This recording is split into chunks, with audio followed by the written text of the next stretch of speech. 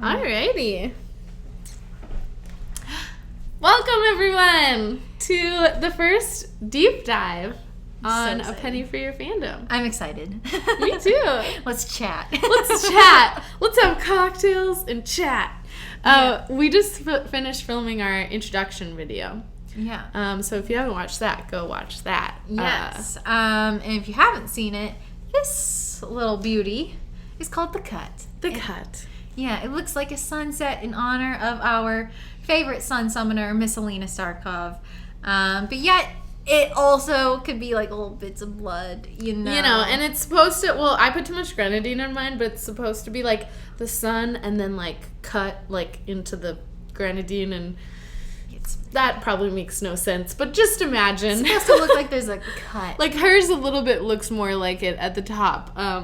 It's supposed to be, It's just so good we had to mix it all together. It's fine. A cocktail's a cocktail, so we tried to make it themed, but it'll taste the same either way. It'll be so good. Cheers. Woo! If you need a drink or a snack, grab one so that we can have a nice little relaxing, fun. We're gonna chat. We're gonna discuss all the things. Yeah. We're hanging. Yeah, so get cozy with us. Oh my gosh. Okay, so we're talking about a shadow and bone. I was gonna say A Penny for Your Fandom. That's us. We're talking about the Shadow and Bone series. I am currently in the middle of Crooked Kingdom, which is the second book in the spin-off series. Yeah. Six of Crows. I won't spoil anything. And if you've seen the Netflix series, because Shadow and Bone was made into a Netflix series as well, if you've seen that, then you know some of the characters already from Six of Crows, which I think we can both agree that those characters are better. They're so much better. I love them so much. Like Kaz and Inej and Nina. Jesper. Yeah, Jesper. Matthias is not. Matthias is there too. Yeah. I know Matthias has a lot of people love him. I don't understand that. He's a racist. I don't like it. I know he's supposed to go on like this journey where he learns and like tries to be better, but he's still a little boring to me. Don't hate. Yeah, he's just your classic. I mean, he's representative of a very conservative, like Christian. I'm happy. Just like the most extreme version of that you could be. I have a lot of family members and friends who I love that are conservative and Christian, but he like takes that to another level. And I think when you get too extreme with anything, it's just hard to relate to that character.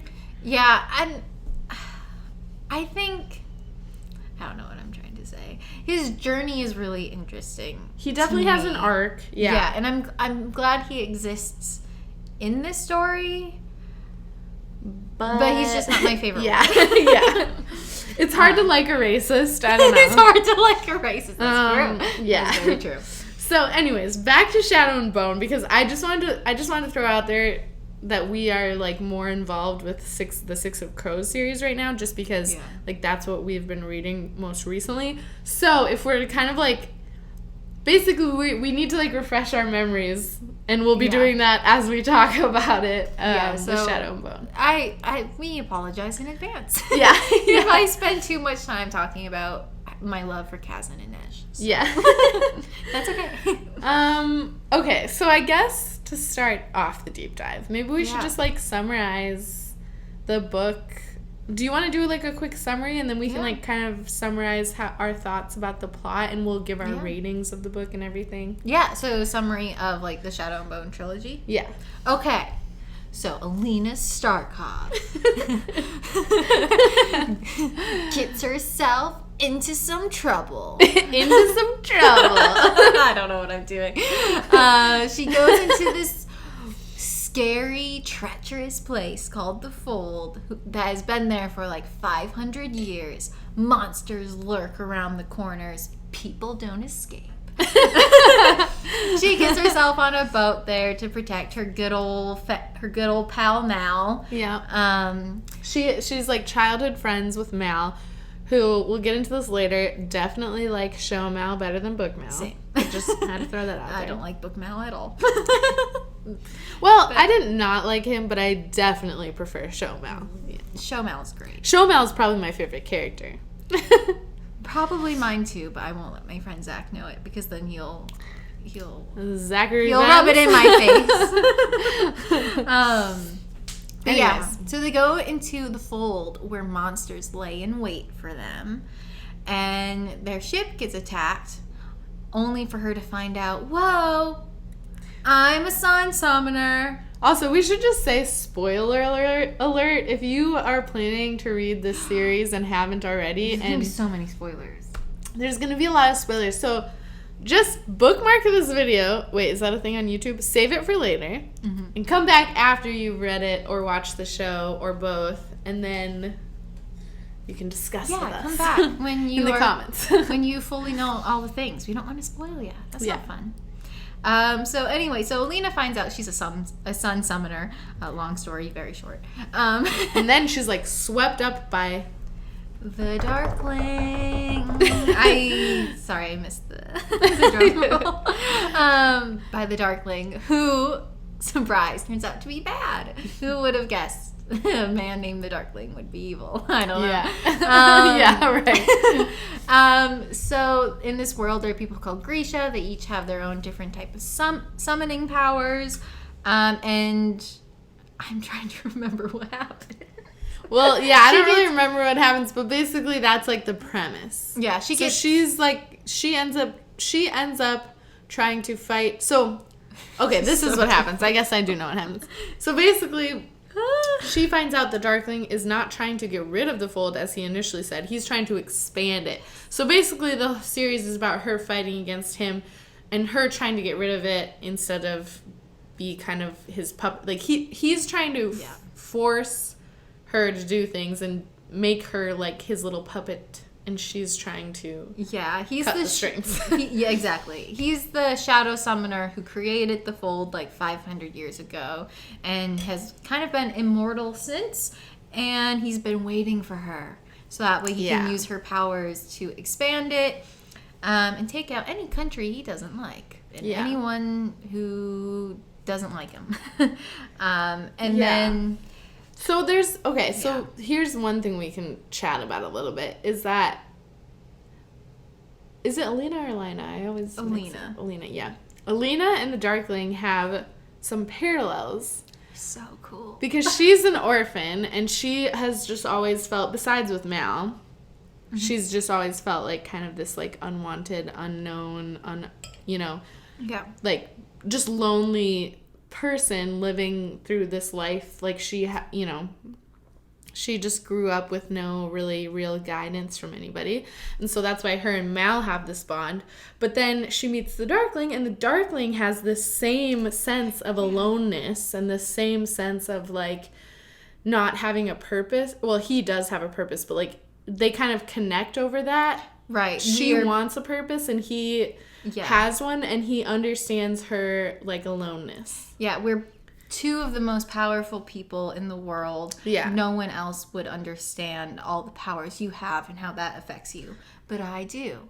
Yeah, so then that's the other aspect, I guess, is like the power and just like how he kind of uses it against her because he says nobody else will ever understand you. Yeah. And she kind of falls into that trap a little bit at certain points. Yeah, he's a very interesting metaphor for like abusive relationships. Yes, he definitely is like manipulating her the entire time. And so like I kind of liked that hook at the beginning. So at first you don't realize that the Darkling is a bad guy. Like you think he's great. Like he's saving her. Like he's the love interest of it. Yeah. There's definitely like he is the, tall, dark, and handsome, mysterious trope in almost every like fantasy series. Yeah. And so of course all of us readers, because I feel like most of us are really drawn to that as soon as you bring in a morally complex character with dark hair, I'm hooked. Yeah. I'm in. We're all like, okay, yay, we like him.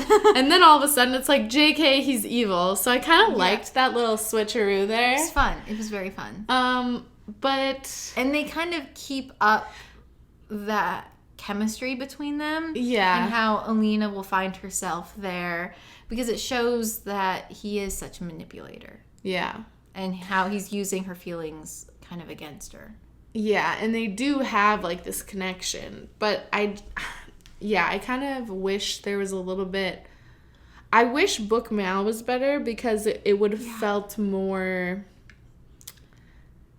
Like, I wouldn't have been such a dark Lena shipper if Book Mal was better. Yeah, exactly. I knew I shouldn't have been shipping them, but it was because I didn't like Book Mal. He could have been written so much stronger. Like, he could have been such a stronger character. Like, I wish we would have seen him have a little bit more character development and have, like, he was kind of just, like, following her around like a puppy the whole time. Yeah. I wish we would have seen him go to greater lengths and kind of be developed on his own a little bit more. If that makes sense. Yeah, kind of like what the show does. Because with the books, we are only told Alina's point of view. Mm-hmm. You know, we don't know the lengths he has gone through. We don't know how he feels about certain things other than what he tells us. Yeah. And what he kind of expresses. And I wish he would be a little bit more of a bad boy, too. Because he kind of is. He is. Like, he is like... Yeah. He's like the good bad boy. And the Darkling is the bad boy. Mm-hmm. And I wish... he would have just been, like, I wish Mal would have been a little bit more of a bad boy just to make it that, you know what I mean? Like, to balance out. Right. And, like, the thing that bothered me, too, about Book Mal, was that it seemed like his feelings for Alina only came up after she was, like, out of his league and was seeing the Darkling. Yeah. Like, he only wanted what he couldn't have. Yeah. But then it developed into so much more after that. Right. Like, he remained really steadfast and loyal through the rest of the series. Yeah, he did. Even when he, like, didn't need to be and it was, like, all hope was lost, basically, he still was, like... Yeah. You know, the tattoo and everything. I was about to say, I'm like, that tattoo is dumb. Okay? I mean, become Blade. Like, really? Yeah. I don't know where... so I don't know what Leigh was thinking with that grammatical structure. I think I get what she was trying to do with it. And I like the concept of it. And I like, you know, whatever. Like, he's, like, this tortured soul, basically. And, like, just feels like that's his only purpose. And so it's, like, the tattoo is representative of that. Mm-hmm. But... the I am become, like, I don't know. It's just like, come on, also, Leigh. Like, really, like, half of the audience reading it already thinks you're a tool. And now you're just straight up saying you are. I don't know. I just thought it was funny. Yeah. I was literally thinking the same thing, too. I'm like, I should bring up the tattoo. And then you did. That's awesome. Okay, so, yeah, that's kind of, I don't know. What else? I mean... the one interesting thing for Mal, for me, was that he was the third amplifier. Yeah, that was really crazy. Cool. Yeah. That blew my mind. I'm like, Mal, you're interesting now. But I was like, why did it take until now for you people to realize this, you know? That's true, because he was so good at tracking. He was the only person who found the other amplifiers. You're with the most intelligent, most powerful people in the world, and it took them this long to figure it out, like, really? That's true. And it's not like she hasn't touched him before and stuff, you know? She, like, they, like, grabbed on, and it's like she knew, and it's like, well, why didn't you know, like, a year ago? And that's probably why, like, her powers surfaced, too, because when she got... I don't remember how it goes down in the book. My mind is focused on the show right now. But when she gets brought up, he holds on to her. When the Volcra first attacked. He holds on to her wrist to bring her down, and then her powers surface. I thought that was so cool. That gave me chills just now. I love realizing things that were... I love realizing the reasons for things or, like, hidden meanings in things, like, that, you know, were before, later on. Oh, that's fun. I've been going back and rewatching things and, like, connecting it, and, like, that's so cool. Yeah. Look at me, I'm smart. I know what's going on. That's awesome. I love how TikTok does that. Yeah. Like, Book Talk is just great. And I love all the compilations people do where they, like... So Black Widow just came out, and I just saw it last night. And on TikTok, they do these, like, past and present or past and future, like, side-by-side videos from the movies and stuff. Yeah. And it's just, like, cool. It's so fun. Yeah. Anyways, so, okay. Stories. So Mal is clearly, I feel like he is almost the easiest. He's the most complex character. Like, I feel like we could just talk about him the whole time. But Alina, how do we feel about her? I like her. I think she's great. I think she should have ended up alone. Not alone, but like not in a romantic relationship. She should have. Yeah, because it was kind of weird. She was so powerful and so she became such a leader, and then she just ended up not doing anything, just going and sitting. I mean, obviously, she did something great. She gave children a home, redid the orphanage. It felt like her character was backtracking a bit for me, which was heartbreaking for me. I literally sobbed at the end of it. Yeah, I had like a headache for like a week from how much I was crying. Oh my god! But like, I'm just a crier too, so like, what else is new? I don't know. It takes a lot for me to cry. It has to be a very emotionally intense. Yeah, I cry at least once a day. Or really? Yeah. Oh, I don't. I'm a crier. Yeah, I do not cry very often, but like I'll tear up or I'll get choked up, but it's very rare that like tears will actually come out of my eyes. Really? I think I take selfies every time I cry when I'm reading a book. Just to remember. Oh my gosh.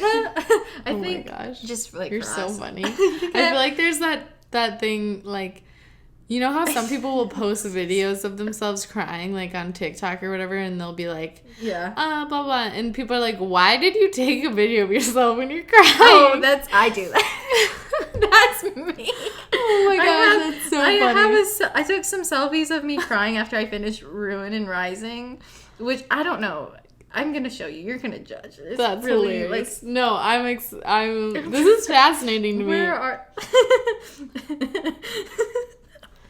Oh my gosh, Brie, that's so funny. You're full on like sobbing from Ruin and Rising. I didn't like the ending.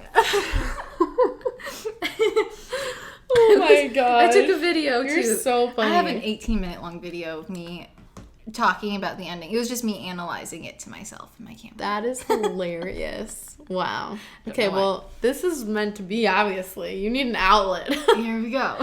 Okay, our goal is to get Brie to cry on one of these podcasts. I'll probably cry in this one. Oh my gosh. Anyway. That's so funny. Yeah, no, Mal is interesting, actually. We can't get off Mal. He is, I actually think, after the show, he became my favorite character. He wasn't before. Nikolai is my favorite character in the books. Nikolai is where it's at in the books. He's See, I wanted her with him when he got introduced. Yeah. I kind of wanted her to become queen and do that whole thing. Get the Lance off emerald on your finger. Yeah, girl, are you kidding me? Come on. Why'd you give that thing back? I know. I want the Lance off emerald. Oh my god. Me too. Yeah. That was good. I mean, he was kind of like this perfect in-between of the Darkling and Mal. Yeah. Because he saw her as a person, which, bare minimum, I know. But, like, he understood her power and... Yeah. And he cherished it, whereas Mal seemed intimidated by it. Yes. Like, he felt they could form a partnership and then also... like grow into love and all that stuff, whereas Mal was just like, well, I just want you to myself, and I don't want you to have all this. Like he was more like the Darkling wanted to use her power, Mal wanted to get rid of it, Nikolai wanted her to just use it to all of their, like a happy medium, just like use it to all of our advantage and like let's live happily ever after. And I definitely liked that. And he definitely was like just the most easily, he was the character that was the easiest to like. Like, he was charming and funny and... fun. And just, I just liked him. Yeah. I'm excited to read King of Scars because you get to read from his perspective. So I want to know what it's like in Nikolai's head. Like, what do you think about, sir? What's going on in your mind all the time? How are those gears... What is making those gears turn? Right? Yeah. Exactly. I think... I'm excited. Yeah, I liked him a lot. Although, I feel like maybe... I don't know. Alina... I guess going back to Alina, I feel like she was just... like every other freaking heroine. Just so straightforward, so cliche. Very cliche. I think that's why I like Six of Crows more, is because Six of Crows doesn't follow the chosen one trope like Shadow and Bone does. Shadow and Bone is very much like the entire premise, I think, of the Shadow and Bone trilogy hinges on the Chosen One trope. Like, every single character is the Chosen One. Alina with her Sun Summoner powers. Nikolai, because he has royal blood in him. Yeah. And Mal, because he's the third amplifier. Like, none of them did anything to deserve these levels of power, I guess. Yeah. They were just the chosen ones. Yeah. So it just felt like very easy. Whereas the Six of Crows is the complete opposite. It's a bunch of misfits just trying to survive. Yeah, and they're all very unique. Yeah. And it's like all of these Six of Crows, it's about like these misfits. They've been cast aside by society. And what does that world look like for them? Yeah. Although I'll say I prefer the Six of Crows characters, but I do feel like both the books are maybe slower. Yeah, they are. I will say, this is my issue with is it Leigh or Leigh? Leigh, I feel like I say Leigh. Oh. Leigh Bardugo, her writing just is hard for me because, like, it's good. Like, she writes well, but she does a really poor job of keeping momentum, building suspense, having you feel like a climax with an emotional climax with in the suspenseful moments. Like, I just think, and we were talking about this earlier, like, for example, there was a really intense emotional moment between Kazan and Nej at one point in Crooked Kingdom, and I will try not to spoil it, but basically it was like the first time that certain emotions were expressed, and it was like they were just said, and then she did not explain how the characters felt afterwards in any way. She just like moved on from it. And I feel like she does not do a good job of building up and then explaining the character's emotions. Right. Like, she doesn't fallout of certain big declarations. Yeah. So like things will happen and it'll just be like, oh, that happened, okay, and then moving on. Like, there's no build up and there's no like fall down, and there's no, like, she doesn't really get you in the trenches with the characters and their emotions, and I don't. So it's hard for me. I don't really like her writing style either. I like the themes that she brings and stuff, but I don't like the way she writes. And she's like good at describing things, and she's not a bad writer. I just think with keeping you in it and like keeping things suspenseful and keeping things emotional and keeping you like keeping the reader emotionally invested, I think she's just not great at that. Right, keeping you hooked in it. Yeah. Yeah. She's not good at suspense, and she's not good at emotional investment. Yeah. I just don't like that's what I love about ACOTAR, and we'll talk about that series once you've read it. But like ACOTAR, she really gets into all the characters, every emotion. Like, you're really seeing everything that they're seeing and feeling everything that they're feeling, and I feel like that is what keeps you kind of in it, like moment to moment in the books. I'm excited to read these. Yeah. Yeah. Anyways. What else? I liked Tolia and Tamar. Did you? I did. I'm not super... Again, you're just talking about being invested. I'm not super invested in them. I think I'll be more invested when I read King of Scars someday. We'll get there. I like them. I don't have many opinions on them. I thought they were cool. I didn't like how it felt like they were kind of using Alina in a way. Like, I didn't like how they weren't honest with her. They kept their like religious views or whatever. Yeah, they were like total like fangirls and fanboys for her, and she didn't know. Just like they were like her groupie, but she didn't know they were her groupie. So I don't know. I like them. Yeah. They're fun. They're nice. It was weird, but then the fact that they took her side in the end, and they really were true to her, so that made up for it for me. Yeah, I did like them. Anyways. Should we read some Reddit reviews? Yeah. Okay. So I just was like skimming Reddit to see what other people had to say about Shadow and Bone. Yeah, get some more opinions up in here. This one caught my eye because it starts off with this. Today we're going to be taking a look at one of the worst fantasy novels I have read in quite some time. Oof. That's a way to start. And this person, I think it's a male, but I won't assume gender, kind of summarizes the book and then saying, he says, "Let me start off by saying that it is very rarely that I find myself the lone voice of dissent in a sea of praise. This book has received glowing reviews, blah, blah, blah. He's really pissed about the map." The map? Really? I thought the map was great. Oh, wait, no, maybe he liked the map. Hold on. He liked it. Okay. I was like, what? What does he have against that? Oh my gosh. He says, "There were many times I wanted to quit the book, but I was determined to make it all the way through in the hopes that there would be some redeeming diamond in the rough. Alas, there was none." Oh, goodness. So, he says about Alina Starkov, "She is, without any competition, one of the most annoying characters I have encountered in some time. The book is told from her point of view, and very much to the book's detriment. She frequently whines about how unworthy she is, and how she isn't pretty enough, even though everyone tells her otherwise, and how she doesn't deserve the affections of her many suitors." So I feel like this is clearly coming from a straight male's perspective, because that was not really, like, I didn't get... I mean, she did a little of that, but that was not like, that... anyone would do that, Yeah, the vibe was not that strong. Like, it was more of a relatable thing that she did in the beginning.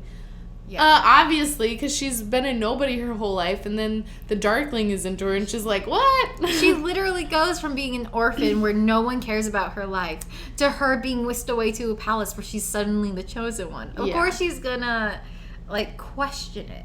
You know? So he goes on to say she's just whiny and incredibly irritating. She comes across like a poorly written self-insert fan fiction character. No hate to fan fiction. Also, he says her name ought to have been Starkova if it was like properly Russian. Well, this book I don't know. Yeah, I think she took some real liberties with like the different like, I don't know, like the different countries and languages, and I don't know. Yeah, but like each country in this world is supposed to represent like a country. You know, like Ravka is Russia, Ketterdam is Amsterdam, I believe. Oh yeah. Yeah. I was like, is Ketterdam the U.S. or what is it? Novia Zem is supposed to be kind of like the U.S. Yeah. I thought that was supposed to be Africa. Is it? Well, because like they mentioned like that's where you go for freedom, and when you want to escape all of this, you go to Novia Zem. And then Wandering Isle, I think, is like Ireland and stuff. And then Fjarda is like Scandinavia. Yeah. And Shu is like China or something. Yeah. Asian. Yes. Yeah, and Suli is India? I'd believe so, yeah. Interesting. Yeah, I definitely like got those vibes, but I did not know Novi Zem was supposed to be... I think I saw that on a TikTok once, so I don't know. It makes sense, though. Ketterdam and Amsterdam, that makes sense. Novi Zem, I guess I don't really know. I don't know a ton about because Zemini, I don't know why I thought that was Africa, but in my brain it was just... Oh, I could see that. Yeah. Yeah. Because in my brain it was just the closest thing, like, so we're talking about, like, Scandinavia, Russia, blah, blah, blah, and so, like, Africa's just right there, so that was just, like, my thought. Yeah. But it makes sense if it would be America, too. Yeah, I don't know, like, because the other countries are very, like, clear, I think, on what they would be. Wait, isn't Kalish supposed to be Irish? Yeah. So is that are Kalish from the Wandering Isle, or they might be from the Wandering Isle. Okay. Anyways. I don't know. I don't know. But, okay, yeah. So then he goes on to, he doesn't like the audiobook. Oh, well, I haven't read that, so I can't say anything about it. I heard that, like, Kaz's voice in the audiobook for Six of Crows is very weird. Really? I heard it's very funny. weird. How do you, what did you think of the actor that plays Kaz? Was that, like, the right fit, do you think? I think, like, Bones, yeah, I love Freddie Carter. Okay. Yeah, I don't know. I don't have any. I do think it, yeah. You like the bone structure. He does smile more than I thought Kaz would smile. Yeah. I feel like I wish he would have been a little bit more dark, but then again, or not dark, but like more intense or something. The show would have shown more of his ruthless sides. Yes, yeah. Because I feel like he was just kind of like... he almost, I don't know, like at first I felt a little cringe. A little cringe, and then a bit comedic with some of his costumes that they put him in. Yeah. I feel like if you were to, and he smiled more than I thought he would. I feel like his ruthless side didn't come across as much as it does in the books. Yeah. Like the first line is that Kazbrecker didn't need a reason, is what Inej said. So, like, and he, like, tears a guy's eye out with his bare hands, for crying out loud. I don't feel like you get that vibe. No, he wasn't scary. That's why I was wondering if you felt like it was a casting thing or if you just felt like it was a show thing. He just wasn't scary enough in the show. I think it was probably, like, a show thing. Because I feel like they could have written in more of his schemes to, like, burn children alive or whatever. He wouldn't. He bluffs and stuff. But I feel like they could have written more of that into it. Mm-hmm. And maybe we'll get more of that in season 2, which I'm hoping for. Yeah, I'm excited for season 2. Same. Do you know when it's supposed to come out? No idea.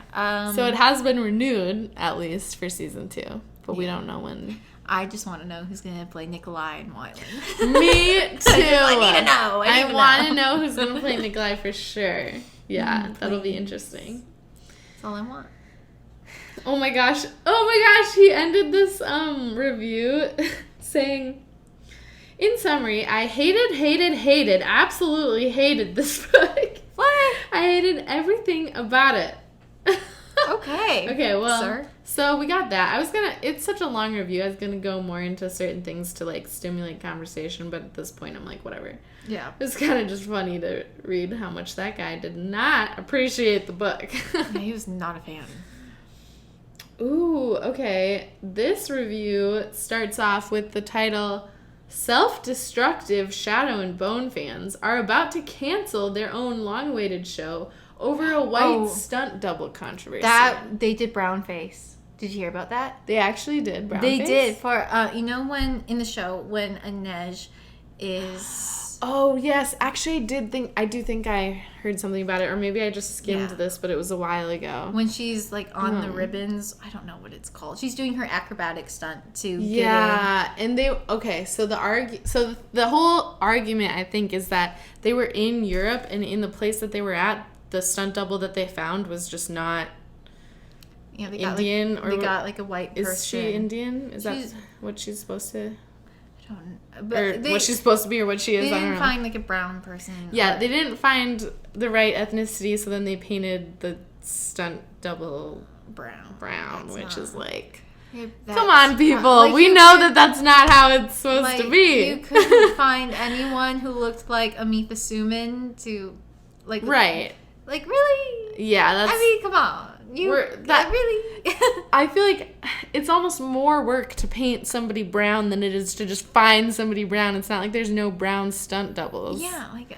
Also, I'm using brown as just like a loose term because I don't really want to assume ethnicity. Yeah. I don't know, like some South Asian. Yeah, I don't want to assume her either. Yeah, kind of icky. Okay. Very problematic. Very problematic. Yeah. You couldn't have found someone who looked like her. Like, really? So we'll just give them a little slap on the wrist. How about you do better next time? Like, come on, it's 2021. Everybody freaking knows you can't do that shit anymore. Yeah. Like, it's not so messed up. It's not hard to figure out. Like, I don't know. I just feel like that's so lazy of them, and so... It was so lazy. Yeah. It felt like a complete disregard. Yeah. They just didn't even... Yeah. So, I don't know. I feel like as two white people, we can't dwell on that too much because I don't want to... obviously it's wrong, but I feel like we are not the people to be... Yeah. All I can say is explaining it out. That was shitty. They shouldn't have done that. Yeah.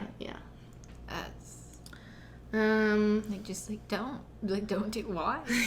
Yeah, just like, no. Let's not do that. Let's not. Okay, so. Wait, I feel like this thread has more things on it now. I can't remember what I was.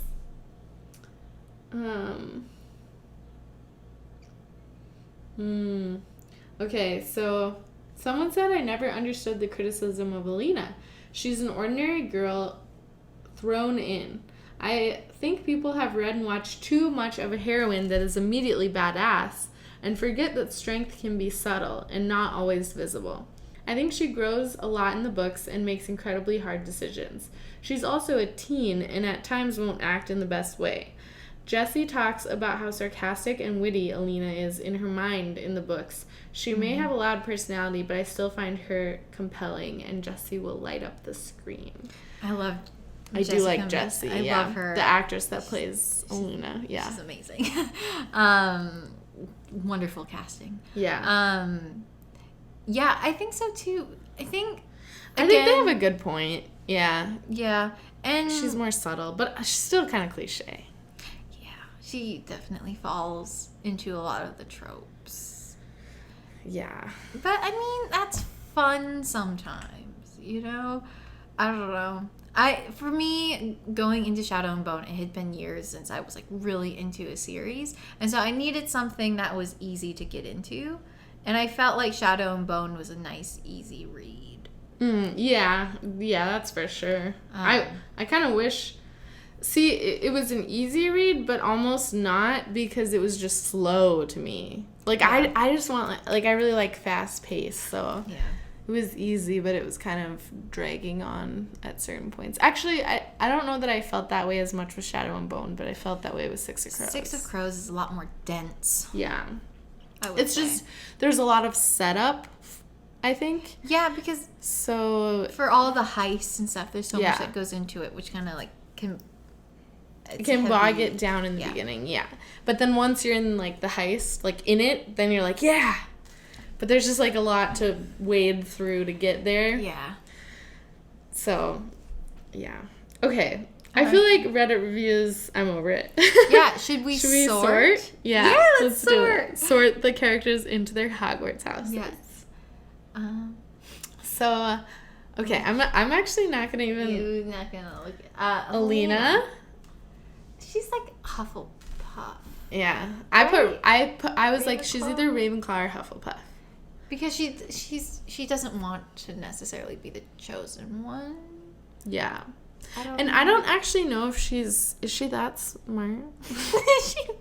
I mean, she's smart, but is she a Ravenclaw smart? I kind of think she's Hufflepuff. I think she's Hufflepuff. Yeah. Okay. And then Mal is very clearly a Gryffindor. He's so Gryffindor. Very clearly a Gryffindor. He's just Gryffindor. Which, like, no wonder I'm so attracted to him. It makes a lot of sense. There you go, yeah. And then the Darkling, Slytherin. Very obviously Slytherin. Who else? Yeah. What else would he be? Very cliche, very, like, classic Slytherin trope. Mm-hmm. Not that all Slytherins are evil, but, like, he is, like, the trope of an evil Slytherin. Yeah. You know? Yeah, he is. Nikolai, I feel like, is more murky waters. Like, he's so complex. I feel like he's a little bit of everyone. Because he has that clever, ambitious side, like Slytherin. And he's very intellectual, like Ravenclaw. But he has the big heart. But then, the big heart and the honor and the integrity and the, like, I'm gonna fight till the end for my country thing, which is more Gryffindor. Yeah. So I did put Gryffindor / Ravenclaw / Slytherin ? Yeah. I would maybe I would maybe do Gryffindor for him. Yeah. Maybe. He's like me. He's like Gryffindor on the outside and Ravenclaw on the inside. Yeah, I can see that. And again, I haven't read... And a little sprinkle of Slytherin. Yeah, I haven't read King of Scars either, so I don't know how, like, his brain works. Like, what he thinks about. Yeah, we don't know him well enough yet, I feel like.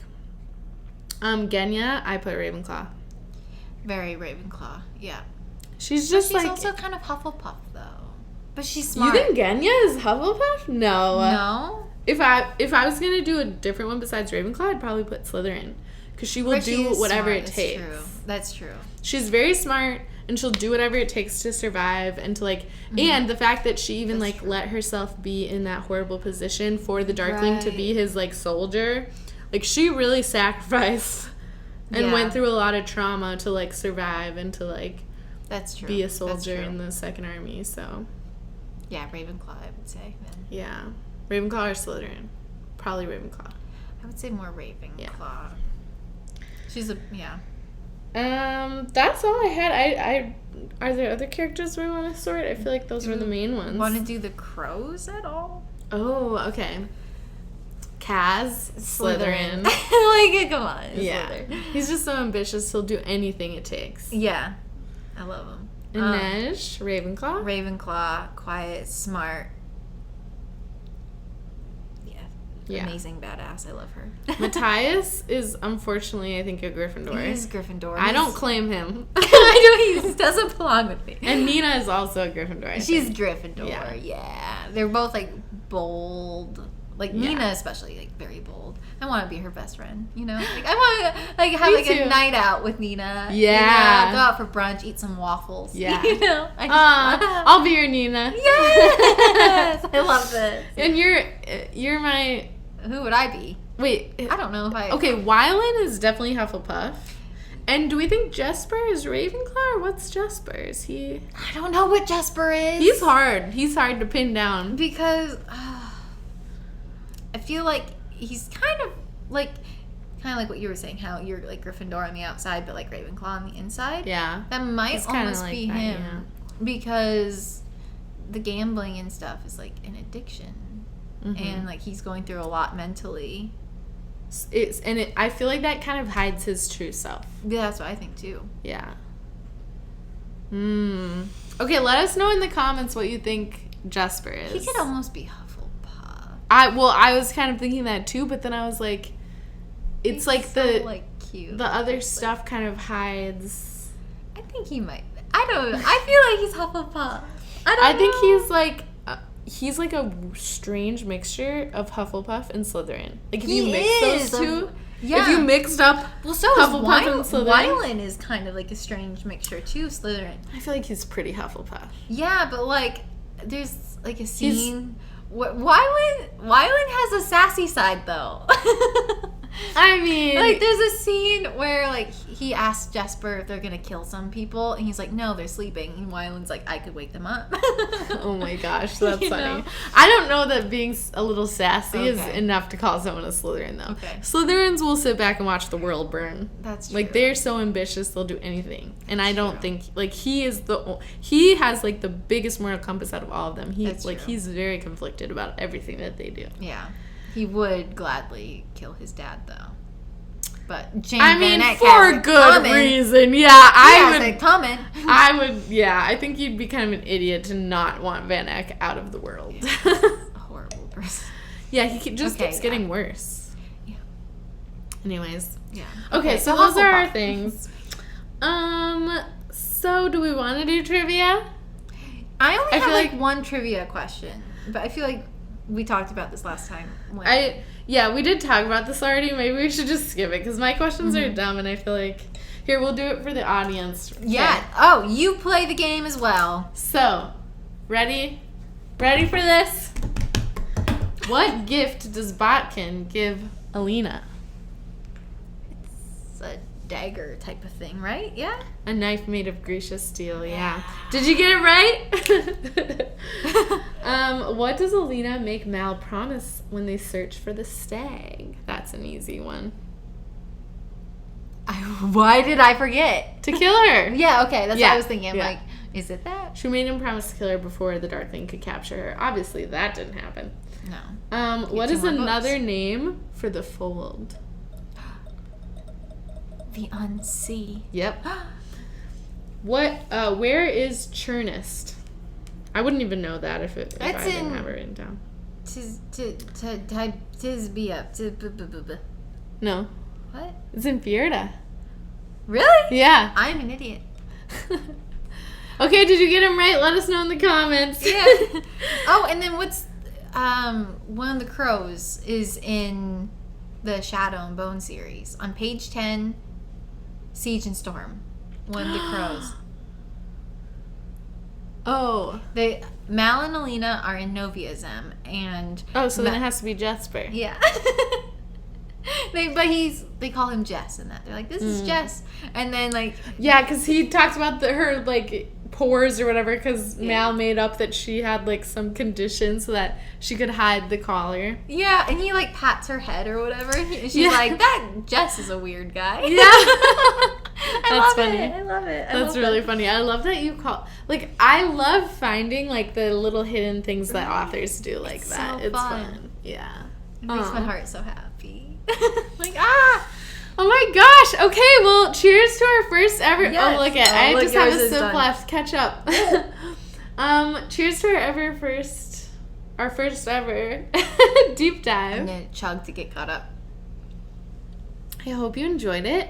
Stick around for more. So, what do YouTubers do? Subscribe, hit that like button, follow us on Instagram. Linked below. Yeah, we'll link it. Yeah.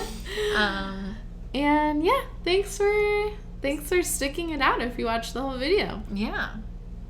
Thanks for chatting. I hope you enjoyed your time. And we're doing a Norwegian goodbye at this point. We're like, Yeah. we don't know how to officially end this. We're Minnesotans, so we are Minnesotans. this is what we do. Bye. Bye. We did it. Woohoo! Oh gosh, we're done. What food are we gonna order now? Oh, decisions, Ellie.